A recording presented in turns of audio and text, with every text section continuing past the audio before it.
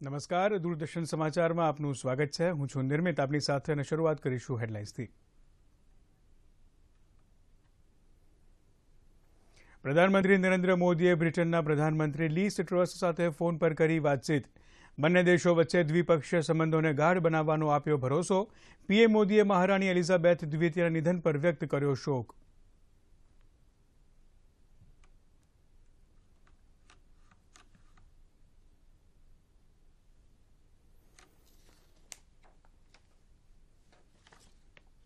ભારતમાં મહારાણી એલિઝાબેથ દ્વિતીયના સન્માનમાં આજે એક દિવસનો રાજકીય શોક. બ્રિટનમાં 19 સપ્ટેમ્બરે થશે મહારાણીના અંતિમ સંસ્કાર. શ્રદ્ધાંજલિ આપવા માટે મોટી સંખ્યામાં પહોંચ્યા નાગરિકો.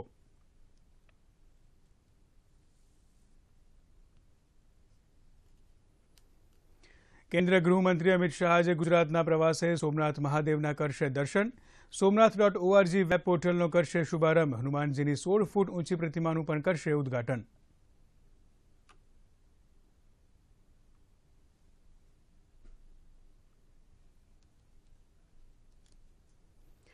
ભારત અને ખાડી સહયોગ પરિષદ વચ્ચે પરામર્શ તંત્રને લઈને થયો કરાર.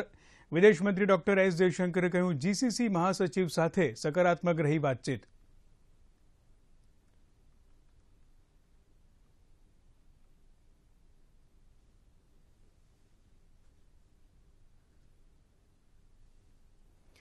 જય જવાન, જય કિસાન, જય વિજ્ઞાન, જય અનુસંધાન એ નવા ભારતનો મંત્ર. પ્રધાનમંત્રીએ અમદાવાદ ખાતે કેન્દ્ર રાજ્ય વિજ્ઞાન સંમેલનને વર્ચ્યુઅલી કર્યું સંબોધિત. પ્રધાનમંત્રીએ સાયન્સ અને ટેકનોલોજી સાથે જોડાયેલા સંશોધનોને સ્થાનિક સ્તરે લાવવા પર આપ્યો ભાર. નવીનતાને પ્રોત્સાહિત કરવા વધુ વૈજ્ઞાનિક સંસ્થાઓના નિર્માણ માટે રાજ્ય સરકારોને કર્યો અનુરોધ.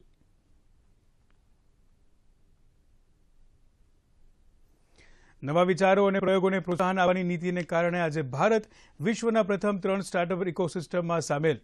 કેન્દ્રીય મંત્રી ડોક્ટર જીતેન્દ્રસિંહે સંમેલનને કર્યું સંબોધિત. તો મુખ્યમંત્રીએ કહ્યું, દેશભરમાં સ્ટાર્ટઅપ રેન્કિંગમાં ગુજરાત સતત 3 વર્ષથી પ્રથમ ક્રમે.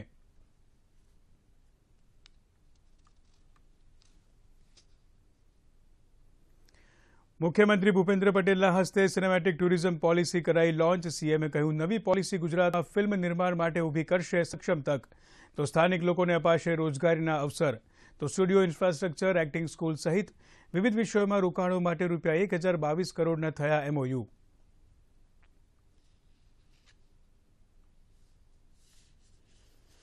અને મહારાષ્ટ્ર, છત્તીસગઢ, દિલ્હી, રાજસ્થાન જેવા રાજ્યોનું ડ્રગ્સ નેટવર્ક તોડવામાં ગુજરાત પોલીસનો દબદબો. ગૃહ રાજ્યમંત્રી હર્ષ સંઘવીએ કહ્યું, છેલ્લા 1 વર્ષમાં 450 સ્થળોએથી અંદાજિત 6500 કરોડની કિંમતનો પકડાયો ડ્રગ્સનો જથ્થો. તો ડ્રગ્સ માફિયા વિરુદ્ધ વધુ કડક કામગીરી કરવા સરકાર કટિબદ્ધ.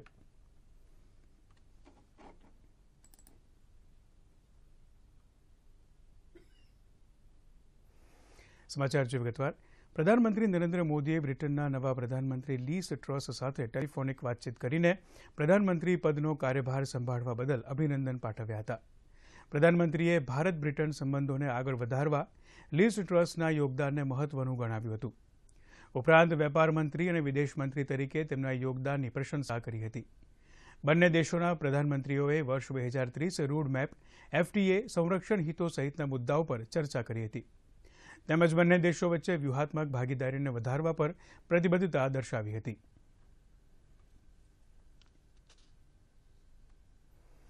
બ્રિટનના મહારાણી એલિઝાબેથ દ્વિતીયના સન્માનમાં ભારતમાં આજે એક દિવસનો રાજકીય શોક રાખવામાં આવ્યો છે. તેમના સન્માનમાં આજે રાષ્ટ્રધ્વજ અડધી કાઠીએ ફરકાવાશે. મહારાણી એલિઝાબેથ દ્વિતીયનું 8 સપ્ટેમ્બરે નિધન થયું હતું. કેન્દ્ર સરકાર દ્વારા કરાયેલી જાહેરાતમાં જણાવાયું હતું કે યુનાઇટેડ કિંગડમના મહારાણી એલિઝાબેથ દ્વિતીયના નિધનના સન્માનમાં 11 સપ્ટેમ્બરે સમગ્ર ભારતમાં એક દિવસનો રાજકીય શોક રહેશે. બ્રિટનમાં મહારાણી એલિઝાબેથ દ્વિતીયના અંતિમ સંસ્કાર 19મી સપ્ટેમ્બરે કરવામાં આવશે.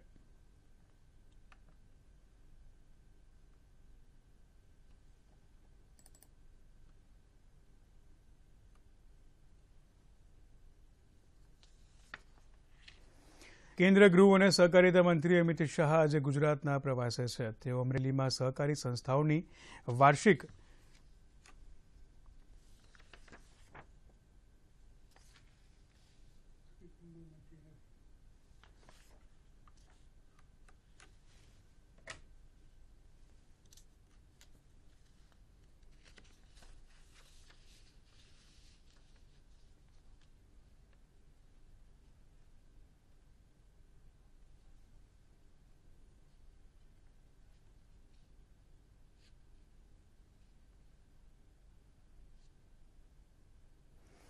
ભારત અને ખાડી સહયોગ પરિષદ જીસીસી વચ્ચે પરામર્શ તંત્રને લઈને એક સમજૂતી થઈ હતી.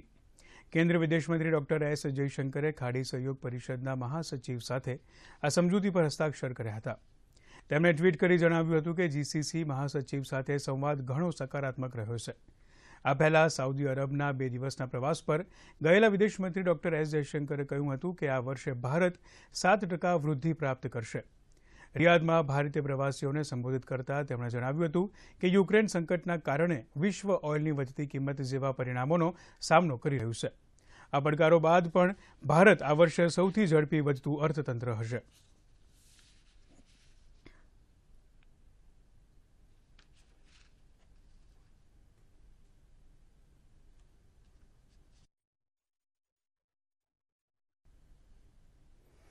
પ્રધાનમંત્રી નરેન્દ્ર મોદીએ ગઈકાલે અમદાવાદમાં આયોજિત 2 દિવસીય કેન્દ્ર રાજ્ય વિજ્ઞાન સંમેલનનું વર્ચ્યુઅલ માધ્યમથી ઉદઘાટન કર્યું હતું. આ પ્રસંગે તેમણે સંબોધન પણ કર્યું હતું. આ કાર્યક્રમમાં અમદાવાદ ખાતે કેન્દ્રીય મંત્રી ડોક્ટર જીતેન્દ્રસિંહ, મુખ્યમંત્રી ભૂપેન્દ્ર પટેલ અને મંત્રી જીતુ વાઘાણી ઉપસ્થિત રહ્યા હતા. જોઈએ આ અંગે વિશેષ અહેવાલ. સંચાર અને ઉદ્યમિતાને સુવિધાજનક બનાવવા માટે પ્રધાનમંત્રીના અથાગ પ્રયત્નોને અનુરૂપ 2 દિવસીય સંમેલનનું અમદાવાદ ખાતે આયોજન કરવામાં આવ્યું છે. આ કેન્દ્ર રાજ્ય વિજ્ઞાન સંમેલનનું વર્ચ્યુઅલ માધ્યમથી પ્રધાનમંત્રીએ ઉદઘાટન કર્યું હતું. આ પ્રસંગે પ્રધાનમંત્રીએ જણાવ્યું હતું કે જ્ઞાન જ્યારે વિજ્ઞાન સાથે જોડાય છે ત્યારે વિશ્વની તમામ સમસ્યાઓ અને વિઘ્નોથી મુક્તિનો માર્ગ ખુલી જાય છે. આજનું નવું ભારત જય જવાન, જય કિસાન, જય વિજ્ઞાન અને જય સંશોધનનું આહ્વાન કરતા આગળ વધી રહ્યું છે. ज्ञान जब विज्ञान के साथ जुड़ता है, जब ज्ञान और विज्ञान से हमारा परिचय होता है, तो संसार की सभी समस्याओं और संकटों से मुक्ति का रास्ता अपने आप खुल जाता है. समाधान का, सॉल्यूशन का, इवोल्यूशन का और इनोवेशन का आधार विज्ञान ही है. इसी प्रेरणा से आज का नया भारत जय जवान, जय किसान, जय विज्ञान के साथ ही जय अनुसंधान का आह्वान करते हुए आगे बढ़ रहा है. પ્રધાનમંત્રી નરેન્દ્ર મોદીએ કેન્દ્ર રાજ્ય વિજ્ઞાન સંમેલનમાં સંબોધન કરતા દેશવાસીઓને વૈજ્ઞાનિકોની સિદ્ધિઓની ઉજવણી કરવાનો પણ આગ્રહ કર્યો હતો. તેમણે કહ્યું હતું કે જ્યારે આપણે વૈજ્ઞાનિકોની સિદ્ધિઓની ઉજવણી કરીએ છીએ ત્યારે વિજ્ઞાન આપણા સમાજનો સ્વાભાવિક હિસ્સો બની જાય છે. તેમણે ઉમેર્યું હતું કે આજે જ્યારે ભારત કોરોનાની રસી વિકસિત કરી શક્યું છે, 200 કરોડથી વધુ રસીના ડોઝ આપી શક્યું છે, તેની પાછળ આપણા વૈજ્ઞાનિકોની મહત્વની ભૂમિકા છે. जब हम अपने वैज्ञानिकों की उपलब्धियों को सेलिब्रेट करते हैं तो साइंस हमारे समाज का स्वाभाविक हिस्सा बन जाती है, वो पार्ट ऑफ कल्चर बन जाती है. इसलिए आज सबसे पहला आग्रह मेरा यही है, आप सभी राज्यों से आए हुए लोग हैं, मैं आपसे आग्रह करता हूं कि हम अपने देश के वैज्ञानिकों की उपलब्धियों को जम करके सेलिब्रेट करें, उनका गौरवगान करें, उनका महिमा मंडन करें. कदम कदम पर हमारे देश के वैज्ञानिक हमें अपनी खोज के तरह इसका अवसर भी दे रहे हैं. અમદાવાદમાં આયોજિત 2 દિવસીય કેન્દ્ર રાજ્ય વિજ્ઞાન સંમેલનના ઉદઘાટન પ્રસંગે વિજ્ઞાન અને ટેકનોલોજી મંત્રી ડોક્ટર જીતેન્દ્ર સિંઘે જણાવ્યું હતું કે પ્રધાનમંત્રી નરેન્દ્ર મોદીએ ઘણા ઐતિહાસિક નિર્ણય લીધા છે. પ્રધાનમંત્રીએ નિરંતર વિજ્ઞાન અને નવાચારને સર્વોચ્ચ પ્રાથમિકતા આપી છે, જેના પરિણામે આજે દેશના દરેક ઘરમાં ટેકનોલોજી પહોંચી રહી છે. आपने अनेकों ऐसे ऐतिहासिक निर्णय लिए जिनको लेने का शायद पिछली सरकारों में साहस ना था. ये आप ही के कार्यकाल में संभव हुआ कि अंतरिक्ष विभाग पब्लिक प्राइवेट पार्टिसिपेशन के लिए खोल दिया गया. आज वो गगनयान की तैयारी कर रहे हैं. ये आप ही के कार्यकाल में संभव हुआ कि परमाणु ऊर्जा विभाग जॉइंट वेंचर्स की अनुमति प्राप्त कर नए संस्थान खोलने में लग गया. ये आप ही के कार्यकाल में संभव हुआ कि बायोटेक्नोलॉजी विभाग ने दुनिया का सबसे पहला डीएनए वैक्सीन ईजाद करके विश्व भर को उपलब्ध करवाया। ये आप ही के कार्यकाल में संभव हुआ कि पृथ्वी विज्ञान मंत्रालय ने डीप ओशन मिशन प्रारंभ करके भारत के 7,500 किलोमीटर लंबे समुद्र तट के साथ बसे सागर के भीतर की अपार संपत्ति को खोजने का काम शुरू किया। केन्द्र राज्य विज्ञान सम्मेलનમાં સંબોધન કરતા મુખ્યમંત્રી ભૂપેન્દ્ર પટેલે જણાવ્યું હતું કે પ્રધાનમંત્રીનો 2047 સુધી દેશને વિકસિત રાષ્ટ્ર બનાવવાનો સંકલ્પ છે, સાથે જ સમાજને વિજ્ઞાન સાથે જોડવાનો આ એક પ્રયાસ છે। माननीय प्रधानमंत्री श्री नरेंद्र भाई मोदी जी ने आजादी के अमृत काल में भारत को एक विकसित राष्ट्र बनाने का महत्वाकांक्षी लक्ष्य रखा है। इस सपने को साकार करने के लिए यह जरूरी है कि हम राष्ट्र के विकास के लिए साइंस एंड टेक्नोलॉजी आधारित होलिस्टिक अप्रोच अपनाएं। यह हमारे लिए हर्ष की बात के यह कॉन्क्लेव गुजरात साइंस सिटी में आयोजित किया जा रहा है। गुजरात साइंस सिटी माननीय प्रधानमंत्री जी का एक ड्रीम प्रोजेक्ट है और विश्व स्तर के सर्वश्रेष्ठ साइंस पार्कों में से एक है। गुजरात सरकार द्वारा साइंस सिटी के माध्यम से समाज को विज्ञान से जोड़ने का कार्य किया जा रहा है। दूरदर्शन समाचार अमदावाद। અમદાવાદમાં સાયન્સ સિટી ખાતે 2 દિવસીય centre state science and technology ministers કોન્ક્લેવનું આયોજન કરવામાં આવ્યું છે, જેનું ઉદઘાટન પ્રધાનમંત્રી નરેન્દ્ર મોદીએ વર્ચ્યુઅલ માધ્યમથી કર્યું હતું। આ કાર્યક્રમમાં કેન્દ્રીય મંત્રી ડોક્ટર જીતેન્દ્ર સિંહ, મુખ્યમંત્રી ભૂપેન્દ્ર પટેલ, મંત્રી જીતુ વાઘાણી અને દેશભરમાંથી અન્ય જ્ઞાન અને ટેકનોલોજી મંત્રીઓએ ભાગ લીધો હતો। રિસર્ચ ટુ સોલ્યુશનની ટેગલાઇન સાથે શરૂ થયેલી આ 2 દિવસીય કોન્ફરન્સમાં 10થી વધુ રાજ્યો અને 150 સ્ટાર્ટઅપ્સે ભાગ લીધો છે।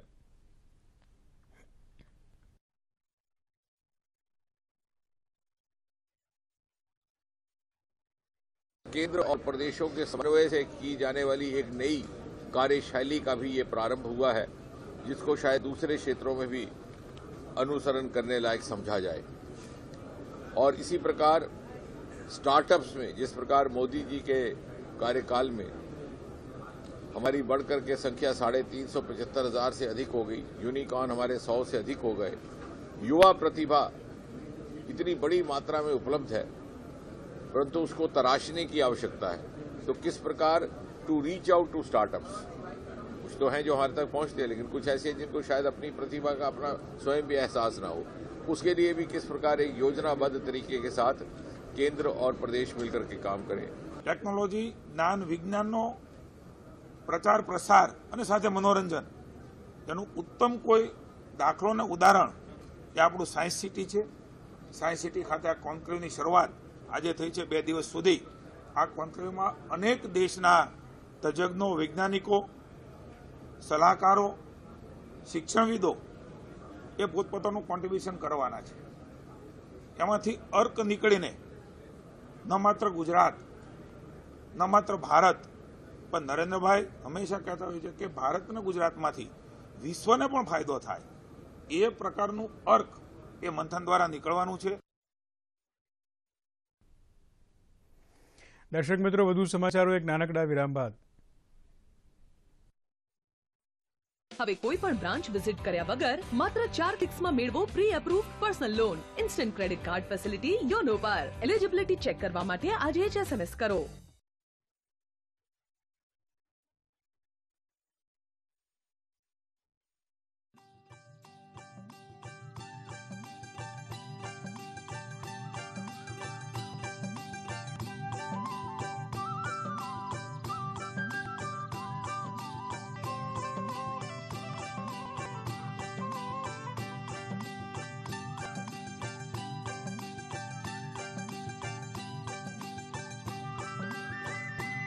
कार्यक्रम कृषि दर्शन फोन इन लाइव बुधवार साँजे 5:30 वागे मात्र डीडी गिरनार पर।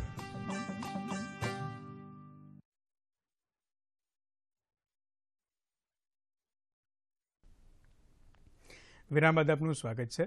સમાચારમાં આગળ વધીએ તો મુખ્યમંત્રી ભૂપેન્દ્ર પટેલે ફિલ્મ અભિનેતા અજય દેવગનની ઉપસ્થિતિમાં રાજ્યની સૌપ્રથમ સિનેમેટિક ફિલ્મ પોલિસી 2022નું અમદાવાદ ખાતેથી લોન્ચિંગ કર્યું હતું। આ પ્રસંગે પ્રવાસન મંત્રી પૂર્ણેશ મોદી, રાજ્યમંત્રી અરવિંદ રૈયાણી, ફિલ્મ કલાકાર પદ્મશ્રી મનોજ જોશી, હિતુ કનોડિયા સાથે અન્ય ગણમાન્ય આમંત્રિતોએ હાજરી આપી હતી. આ તકે મુખ્યમંત્રીએ આ નવી પોલિસી ગુજરાતમાં ફિલ્મ ઇન્ફ્રાસ્ટ્રક્ચરના ડેવલપમેન્ટ માટે મહત્વપૂર્ણ બનશે તેવો વિશ્વાસ વ્યક્ત કર્યો હતો. વધુમાં તેમણે ઉમેર્યું હતું કે આ પોલિસી રાજ્યમાં ફિલ્મ નિર્માણ માટે સક્ષમ તકો ઊભી કરશે તેમજ પ્રવાસન વિકાસને વેગ આપશે. આ પોલિસી લોન્ચિંગ સાથે film making, studio infrastructure, acting school સહિત વિવિધ વિષયોમાં રોકાણ માટે ₹1022 કરોડના MOU થયા હતા.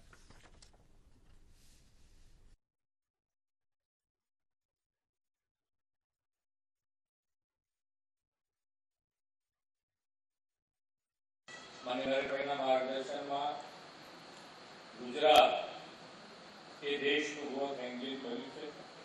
અને ગ્રોથ એન્જિન એટલે કે દરેકે દરેક ક્ષેત્રે ગુજરાત વિકાસ અને વિકાસ છેવાડાના માનવી સુધી કેવી રીતે પહોંચાડાય, નાનામાં નાનો માણસ, છેવાડાનો માણસ આ વિકાસને પામે એના માટેનો હરહંમેશ પ્રયત્ન કર્યો છે.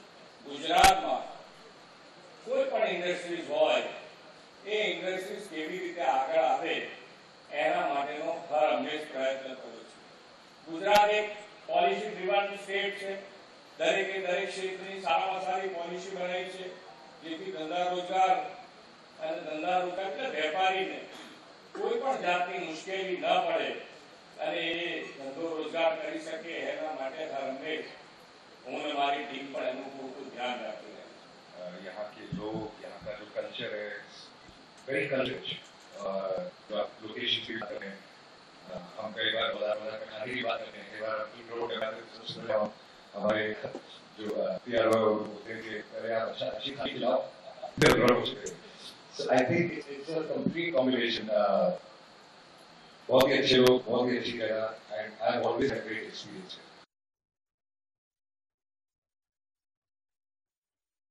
સિનેમેટિક પોલિસી અંગે ફિલ્મ જગત તથા ટીવી જગત સાથે સંકળાયેલા કલાકારો અને નિર્દેશક નિર્માતાઓએ તેમની પ્રતિક્રિયા આપી હતી.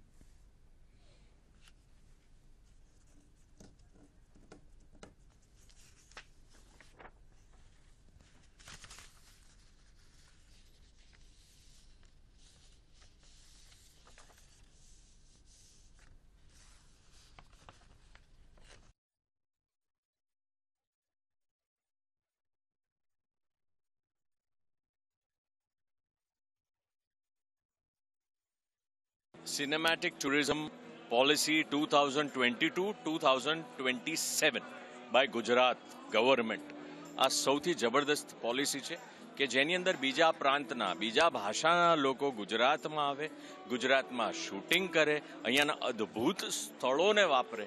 આપણા જે ગુજરાતના અદ્ભુત સ્થળો છે એ લોકો ફિલ્મોમાં જોવે, નાના નાના માણસો એ લોકોને રોજગારી મળે. સરકાર દ્વારા સિનેમેટિક ટુરિઝમ મથાળા હેઠળ એક ખૂબ જ હોલસમ જેને કહેવાય એવી રીતે દરેક પાસાને આવરી લે એવી એક પોલિસીનું વિમોચન થયું છે. એ પોલિસી જાહેર થઈ છે જે કાલથી જ અમલમાં મુકાય છે.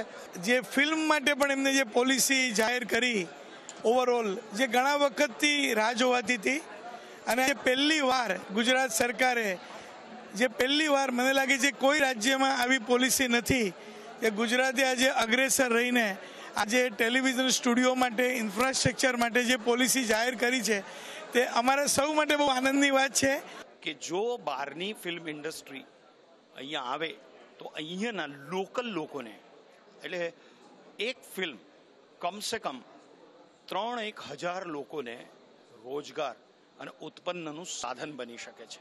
તો મને લાગે છે કે આ સબકા સાથ, સબકા વિકાસ અને બધાનો પ્રયાસ અને વિશ્વાસ એની સાથે એને લઈ જતી અને એ રીતે આગળ વધતી આ પોલિસી છે. આ સિનેમેટિક પોલિસી જે છે ટુરિઝમની એ અમારે ફિલ્મ મેકર માટે તો બહુ સારામાં સારી કહેવાય. હવે એનું ઇમ્પ્લિમેન્ટેશન એવી રીતે થવું જોઈએ. જો એ થાય તો બહુ જ અદ્ભુત કહેવાય, કારણ કે આજકાલ આ ટાઈપની પોલિસી આખી દુનિયામાં ઘણી જગ્યાએ ઇન્ટ્રોડ્યુસ થઈ છે અને આપણે જોયું છે કે એનું રિઝલ્ટ બહુ પોઝિટિવ આવે છે. કેન્દ્રીય શિક્ષણ મંત્રી ધર્મેન્દ્ર પ્રધાને વડનગર શહેરની વિવિધ સાઇટોની મુલાકાત લીધી હતી. તેમણે જણાવ્યું હતું કે વડનગરની ઐતિહાસિક અને સાંસ્કૃતિક વિરાસતને વૈશ્વિક કક્ષાએ ઉજાગર કરવા અને દુનિયાનું શ્રેષ્ઠ ટુરિઝમ ડેસ્ટિનેશન બનાવવાના નિર્ધાર સાથે રાજ્ય અને કેન્દ્ર સરકાર કામ કરી રહી છે. પ્રેરણા સ્કૂલની મુલાકાત સમયે જણાવ્યું હતું કે આ શાળા 21મી સદીનું પ્રેરણા મંદિર છે. આ પ્રેરણા મંદિરથી પ્રેરિત થઈને નવી પેઢી દુનિયા સાથે કદમ મિલાવી શકશે. વડનગરમાં આંતરરાષ્ટ્રીય કક્ષાના મ્યુઝિયમની સાઇટ ઉપર જઈ તેમણે વિશેષ માહિતી મેળવી હતી. છેલ્લા 2 વર્ષથી ચાલી રહેલા ઉત્ખનન દરમિયાન મળી આવેલી શંખખંડી, અલગ અલગ ડિઝાઇનના ઠીકરા, માટીના રમકડા, પેઇન્ટેડ અને સીલ્સ વગેરે વસ્તુઓને નિહાળીને તેની માહિતી મેળવી હતી. આ પ્રસંગે મંત્રી સાથે રાજ્યના મુખ્ય સચિવ પંકજકુમાર જોડાયા હતા.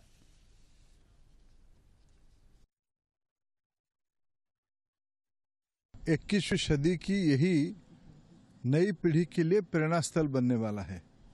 2500 साल पुरानी इस जीवंत शहर में माननीय प्रधानमंत्री नरेंद्र मोदी जी की जन्म हुआ है. आने वाले दिनों में देश की नई पीढ़ी को इस वडनगर जैसे सभ्यता की एक मूल केंद्र को और इस स्कूल को दुनिया के सामने रखा जाएगा. दुनिया की नई पीढ़ी उसमें आके प्रेरित होके एक वटवृक्ष के रूप ले, इसी की योजना बनाई जा रही है. ગુજરાત એટીએસ અને સુરત ક્રાઇમ બ્રાન્ચના અધિકારીઓ કોલકાતામાં ડીઆરઆઈની સાથે રૂપિયા 180 કરોડના મૂલ્યનું 29 કિલો ડ્રગ્સ પકડ્યું છે. આ ડ્રગ્સ કોલકાતાના પોર્ટ પરથી ગુજરાત એટીએસની મદદથી ઝડપાયું છે. આ અંગે સુરત જિલ્લા કલેક્ટર કચેરી ખાતેથી પત્રકારોને વિગતો આપતા ગૃહ રાજ્યમંત્રી હર્ષ સંઘવીએ જણાવ્યું હતું કે ગુજરાતની પોલીસે છેલ્લા 1 વર્ષમાં 450 સ્થળોએ દરોડા પાડીને અંદાજિત રૂપિયા 6500 કરોડના મૂલ્યનું ડ્રગ્સ પકડ્યું છે. તેની સાથે 650થી વધુ ડ્રગ્સ માફિયાઓને પણ જેલ ભેગા કરવામાં આવ્યા છે. આ અંગે હર્ષ સંઘવીએ જણાવ્યું હતું કે આ પોલિસીના કારણે અલગ અલગ રાજ્યની વિગતો આપણને મળી રહી છે. બાતમીદારોને ડ્રગ્સ વિશે માહિતી માટે મોટી ઇનામી રકમ આપવામાં આવે છે, જેથી ગુજરાત પોલીસને ડ્રગ્સ વિશે મહત્વની માહિતી મળે છે. ડીઆરઆઈ જોડે મળીને 39 કિલોગ્રામ ડ્રગ્સ, જેની કિંમત આશરે 280 કરોડ રૂપિયા જેટલાની છે. આ ડ્રગ્સ કલકત્તાના પોર્ટ પરથી ગુજરાત એટીએસની મદદથી ડીઆરઆઈએ પકડ્યું છે. ગુજરાત પોલીસે માત્ર ગુજરાતની જ નહીં, દેશની અનેક સીમાઓ પર જઈને કેન્દ્ર સરકારની અનેક એજન્સીઓ જોડે સાથે મળીને દેશભરના અનેક રાજ્યોના ડ્રગ્સના નેટવર્ક તોડવાનું ખૂબ મોટા પાયે કામગીરી કરી છે. વલસાડ એસઓજીની ટીમે નાના પોઢા સેલવાસ રોડ ઉપરથી નશાયુક્ત અફીણના સૂકા પોષ ડોડા સાથે 2 શખ્સોને ઝડપી લીધા હતા. પોલીસને મધ્યપ્રદેશ તરફથી આવતી એક કન્ટેનરમાં વિપુલ પ્રમાણમાં નશાયુક્ત અફીણના સૂકા પોષ ડોડા લઈ જવાતા હોવાની બાતમી મળી હતી. ત્યારે બાતમીના આધારે વલસાડ એસઓજીની ટીમે વોચ ગોઠવી કન્ટેનરને ચેક કરતા કન્ટેનરમાંથી 2148 કિલો અફીણના સૂકા પોષ ડોડાનો જથ્થો મળી આવ્યો હતો. ત્યારે એસઓજીની ટીમે 60 લાખથી વધુની કિંમતનો પોષ ડોડાના જથ્થા સાથે 2 આરોપીઓની ધરપકડ કરી છે. इसमें एसओजी की टीम को इन्फॉर्मेशन मिली थी कि कोई एक ट्रक है जिसमें कुछ शंकास्पद भरा हुआ है और वो कंटेनर पास होने वाला है, तो उसके बेसिस पे उन्होंने उस कंटेनर को इंटरसेप्ट करके और रोका और उसमें चेकिंग किया तो उसके अंदर कुछ डोडा पोस्ट जैसा भरा हुआ मिला, जिसको उन्होंने जब्त करके और उसके आगे की कार्रवाई की है. इसमें अब तक 2 लोग पकड़े गए हैं और 3 लोगों को वांटेड जाहिर किया गया है. इसमें पकड़ा गया जो टोटल मुद्दा माल है वो 2148 kg है, जिसकी टोटल कीमत लगभग 64-65 लाख के आसपास हो रही है. સુરત શહેરના પાલ પોલીસ સ્ટેશનનું ગૃહ રાજ્યમંત્રી હર્ષ સંઘવીના હસ્તે લોકાર્પણ કરાયું હતું. આ દરમિયાન તેમણે હસ્તે ટ્રાફિક એપ્લિકેશનનું લોન્ચિંગ તેમજ ગુડ મોર્નિંગ સુરત પુસ્તકનું વિમોચન કર્યું હતું. આ પ્રસંગે તેમણે જણાવ્યું હતું કે પોલીસ સ્ટેશન બનવાથી પાલ વિસ્તારના લોકોને ત્વરિત અને સરળ સુગમ પોલીસ સેવાઓ અને ન્યાય મળશે. શહેરમાં 5000 પોલીસ જવાનોને 1 લાખ ગણેશજીની પ્રતિમાનું કોઈ વિવાદ વિના ટ્રાફિકની સુદૃઢ વ્યવસ્થા કરીને શાંતિપૂર્ણ માહોલમાં વિસર્જન શક્ય બનાવવા બદલ તેમણે પોલીસની કામગીરીને પણ બિરદાવી હતી. તેમણે લોન્ચ કરેલી ટ્રાફિક એપ્લિકેશનની વિશે જાણકારી આપતા જણાવ્યું હતું કે આ એપ્લિકેશનની મદદથી શહેરના જાગૃત નાગરિકો પોલીસને ટ્રાફિકની વિગતો મોકલી શકશે. આ એપ્લિકેશનમાં લોકો પોતાના ટ્રાફિકને લગતા સૂચનો પણ મૂકી શકશે. તેના પર તાત્કાલિક કાર્યવાહી કરવામાં આવશે.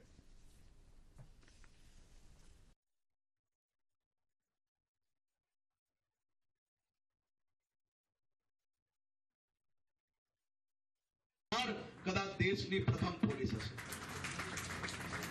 તમે કલ્પના કરો કે કોઈ નિયમ લાવે અને જો એ નિયમ ત્યાંના નાગરિકોને જાણકારી જ ના હોય તો એ નિયમનો મતલબ શું? અને આ નિયમ જે નવો લાવ્યા, આ જે યોજના નવી લાવી એ લોકો સુધી પહોંચાડી, તો આજે સુરત ગુજરાતની અંદર સૌથી વધારે ઓનલાઈન ફરિયાદ દાખલ કરનાર શહેર છે. અને મેં કહ્યું છે કે મોબાઈલ ફોન, વાહન ચોરી જેવી ફરિયાદો અગર દાખલ કરીને ભલે આંકડા ચોરીના વધારે દેખાતા, આપણે કોઈ આંકડાની રમતમાં પડવાની જરૂર નથી. આપણે માત્ર ને માત્ર નાગરિકોને વ્યવસ્થા અને નાગરિકોને કઈ રીતે લાભ મળે, નાગરિકોને કયા પ્રકારે તકલીફ ઓછી પડે તે જ દિશામાં આગળ વધવાનું છે. ખેડા જિલ્લાની કઠલાલ નગરપાલિકામાં સમાજવાદી પાર્ટીમાંથી ચૂંટાયેલા 9 સભ્યો ભાજપમાં જોડાયા હતા. નડિયાદના ભાજપ કાર્યાલય ખાતે યોજાયેલા કાર્યક્રમમાં પ્રદેશ ભાજપના ઉપાધ્યક્ષ અને જિલ્લા પ્રભારી ગોરધન ઝડફિયા, પ્રદેશ ભાજપ મંત્રી જાહ્નવીબેન વ્યાસ, કેબિનેટ મંત્રી અર્જુનસિંહ ચૌહાણ સહિત જિલ્લા હોદ્દેદારોની ઉપસ્થિતિમાં 9 ચૂંટાયેલા સભ્યો તેમના 300 જેટલા ટેકેદારો સાથે સમાજવાદી પાર્ટીમાં જોડાયા હતા. ભાજપની કેન્દ્ર અને રાજ્ય સરકારની પ્રજાલક્ષી નીતિને સ્વીકારી આ સભ્યો તેમના ટેકેદારો સાથે ભાજપમાં જોડાયા હતા. ભાજપના પ્રદેશ અને જિલ્લા પ્રભારીએ સભ્યોને ભવ્ય ખેસ ધારણ કરવી આવકાર આપ્યો હતો.